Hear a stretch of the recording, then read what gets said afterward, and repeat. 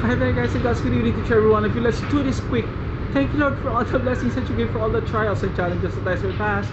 Shout out to my family in Bicol, headed by my mother forever, I'm Sting Darwin, Chichen and Kel. Shout out to all my friends viewers who never get tired of my masterpieces. Thank you so much. Thank you to every one of you. To all my silent subscribers out there, hi. And to each every one of you, okay, I don't know if I have subscribers for today.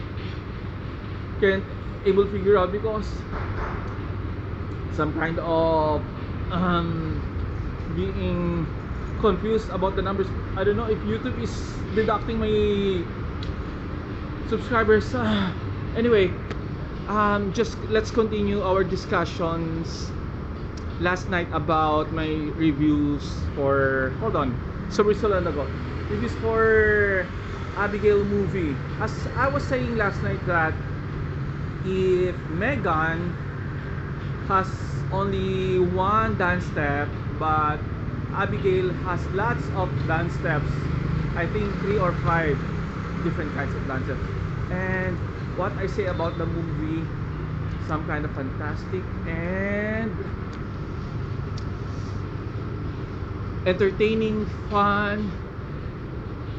There's a redeeming factor, of course, and there's a moral lesson. The moral lesson that I got from Abigail was, even though your enemy will be your ally, and you will never guess, you will never think who is the traitor, who is your ally, and who's with you, and who will be the one to antagonize you. But you should be also aware about your surroundings, about the people that you are dealing with. That's one of those memorable,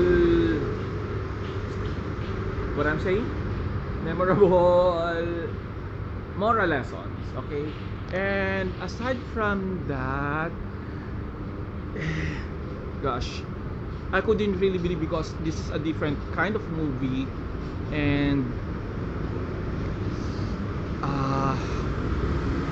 gosh, I forgot all those things that I'm gonna say because I'm in a hurry. I wanna go home. Abigail. I also recall the case 39, the one who's also in there with Renée Zellweger, because they are very similar